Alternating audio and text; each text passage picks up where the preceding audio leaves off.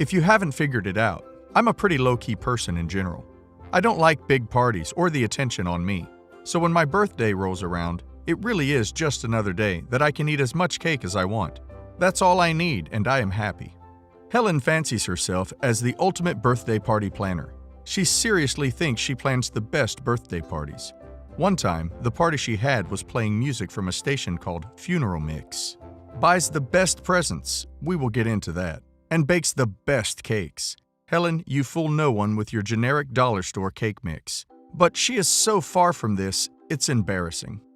As you all may know, and if you don't, feel free to read all of my posts, that I got married this year and had canceled my wedding in favor of eloping. My birthday is in March, and my bachelorette party was in May. This is needed for context.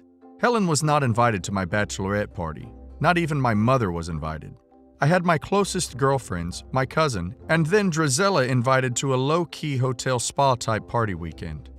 We never once discussed the party and her lack of an invite. We never even talked about the party.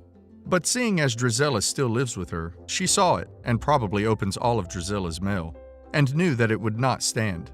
Nope. The weekend before my birthday in March, Helen asked me if her, my mom, Drizella, and my cousin, who is like a sister, could all go to a dinner to celebrate my birthday. Let me tell you that I thought I developed some sort of neurological disorder and was hallucinating, or maybe I had some sort of fatal disease, but she was nice. She offered to handle the reservations and pay. What? Who is this woman? Even Jake was shocked. He even said, "See, babe, my mom isn't that bad." I've since learned that when you describe something as "isn't that bad," that it does not mean that they are not good in any way, just not the absolute worst, which is what Helen was at this time. Fast forward to the Friday dinner. I picked my mom and cousin up at the train. They decided to spend the night, so we were running a little late after dropping their bags off at home. Chicago traffic is a B, and I live on the west side. Helen picked a restaurant 2 blocks from the lake. We pull up 5 minutes late, and I'm stressed beyond belief. How is she going to react? Well, just like I figured.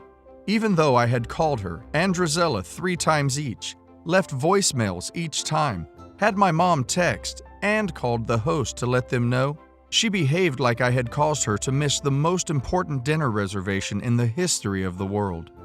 She was standing there, arms crossed, lips in a thin line, and tapping her foot. And when she spotted me, she just glared. Well, hello to you too, Helen. OP, do you have any idea how long I have been waiting, and I am starving? Slow it down, Helen. You've been here for 10 minutes, and I can clearly see that you're borderline hangry. Ugh. I apologized profusely, as did my mom and cousin. They had our table for us, and there were no issues. But when we sit down, the table looked weird. We are in a very nice restaurant, and there are table decorations in zebra pink.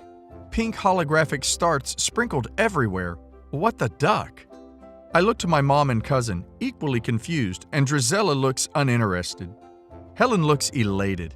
"Happy birthday and bachelorette party, OP," she said with as much enthusiasm as you would imagine, followed up by, "Hopefully you being late doesn't mess anything up." What are you talking about, Helen? After being completely confused, I realized she has honeypotted me. She knew I love this restaurant, would want a low-key birthday celebration, and she was not invited to my future bachelorette party. So why not hijack this birthday dinner to fulfill her need to aggravate me at every turn? I wish I could say that dinner was fine and dandy, but it wasn't. It was awkward. She made backhanded compliments to myself, my mother, and cousin all night. It was uncomfortable, and she repeatedly heckled us to get inexpensive meals. It's not an Applebee's, so the sticker shock was a bit much for her, I guess. I told her I would pay, because I was happy, gag, that we could all be together. She declined, then chastised me for picking this restaurant. What kind of restaurant serves quail eggs? This isn't the Wild West. No, Helen, this is called fine dining, and quail eggs are ducking phenomenal. Reminder, she picked it because she knows that Jake and I favorite it for special occasions. It's not the Thai place down the street. It's a full-on shave my legs and wear a dress place. She knows this, but just another tool in the manipulation toolbox. And then presents happened. She couldn't decide if her gift was to be opened first or last. She debated for like 3 minutes with herself. before she decides to go first. She got me 2 things, and I'll include a picture of one of them. The first gift was wrapped really well, completely different than the second one, and was definitely professionally wrapped. It was a tissue box cover, and it was hideous. You know, one of those things to hide tissues? Yeah, that was my big birthday present. The best part? It was like a black lacquer and mirror chip design. It instantly reminded me of my best friend's Russian grandmother's home. Just why? Why, Helen? Why? I feigned excitement only after asked what it was, and she responded with a blank stare. Like, how could I not know what this was? Thankfully, my mom covered for me. The second gift, it was really light and in a bag. Her pre-gift comment? Maybe this will inspire you.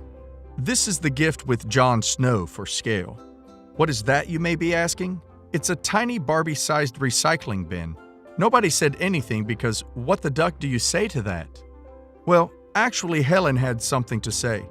I know you didn't grow up with good cleaning habits, so this will remind you that recycling is important.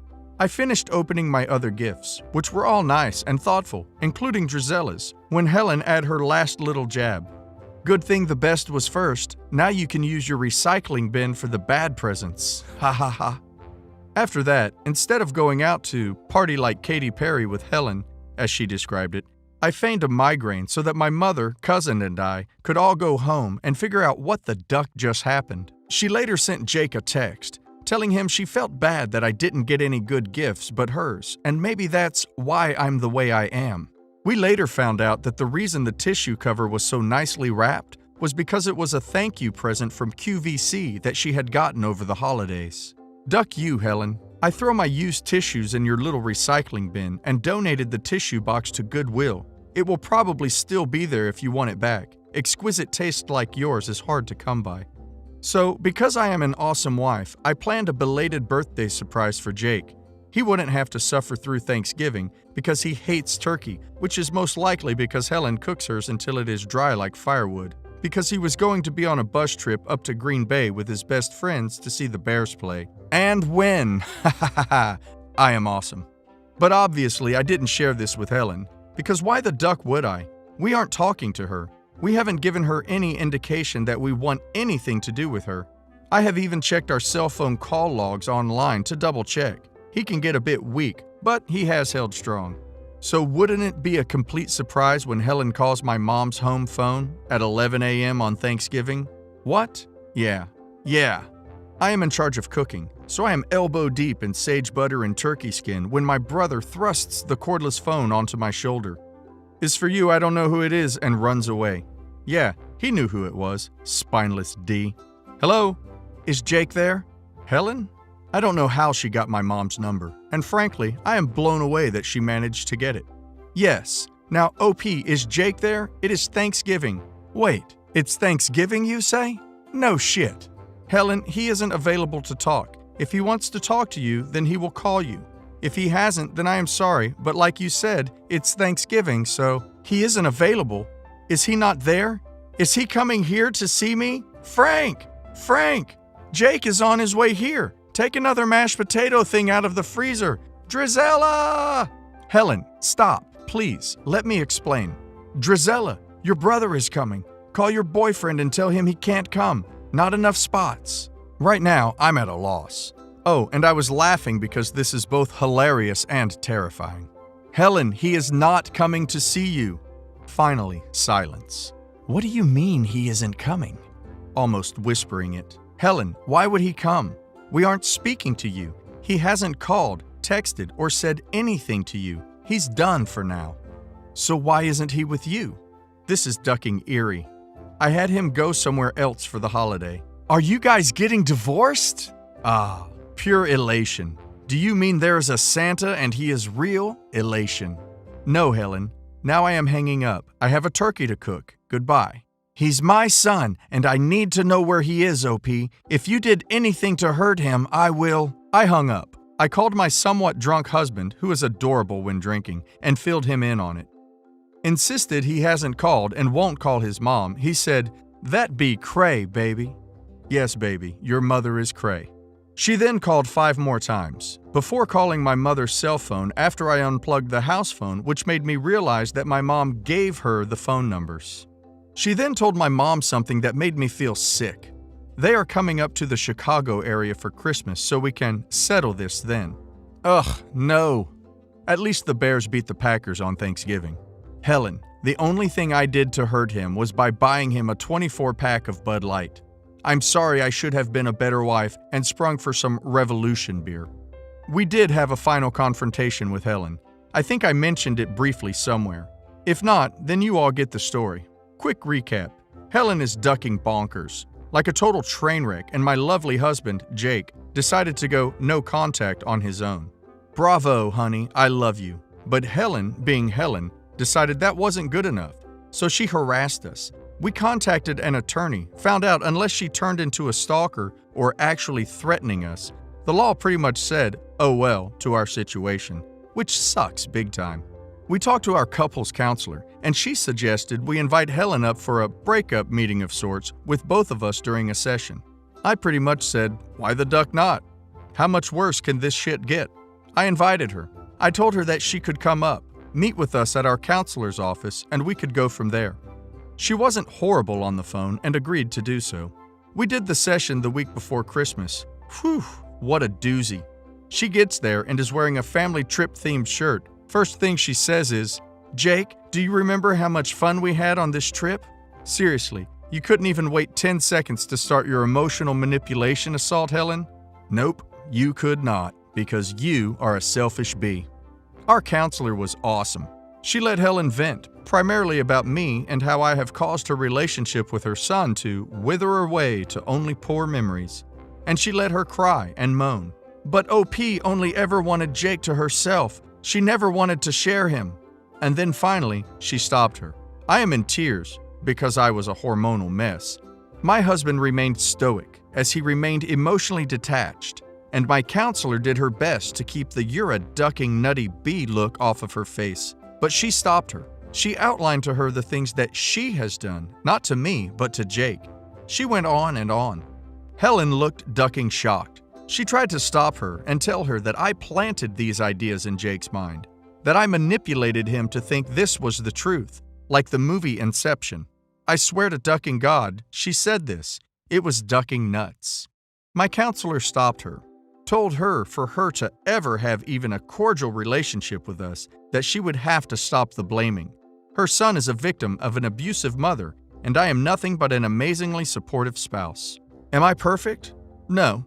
But I have stood by him and will continue to stand by him with all the stuff he has dealt with from her and will deal with from her going forward. She told her she should be proud her son found such a strong woman. Again, crying, and now I am crying again just thinking about how awesome this woman is, and that the only reason her son did not want a relationship with her is because of her. This appeared to hit her like a bag of bricks. I have never seen Helen speechless, but as she processed this, she was. She cried, not sure if they were in fact genuine or fake, but she cried silently and then apologized. To both of us. Apologized. Apologized, you say? Yes, the Helen apologized. To you too, OP? Yes, to me too. We both accepted it. Our counselor then told us that we had to tell her how we felt about her. We had practiced these speeches so they weren't overly dramatic, attacking, or mean. I went first. She cried but appeared to listen intently. After I told her how she has made me feel and how it actually hurt my relationship, she came over and hugged me. She told me she was sorry, again, and told me she loved me. More tears ensued. Then Jake went. We all cried, and the same thing, crying plus hugging plus apologizing. At the end, Jake told her that for an indeterminate amount of time, we would not be talking to her. There would be no emails, phone calls, or visits. He would like to be able to talk to his brothers and Frank, but nothing beyond that. He needed to break from her and from Drizella. She took this hard, getting angry again, as she thought that her apologies just now wiped away all those years. But my darling Jake stood firm, and she seemed to accept it. She asked if she could send cards in the mail. This is a big thing to her, and he told her that if she did, she wouldn't be respecting his wishes, and he would have me throw them out, and we would not open them. She seemed to agree to the whole no contact thing and agreed to let his brothers have open communication with him. She wasn't sure how she felt about Frank, but would leave that up to Frank, which we agreed to. It's been a few weeks since this, and it has gone amazing. She has not made any effort to contact at all. We speak and frequently Skype with Jake's brothers. Frank is low contact, which is fine, and is helping us coordinate spring break for the boys to go on a trip with us. Right now, and fingers crossed for the future, things are going splendidly.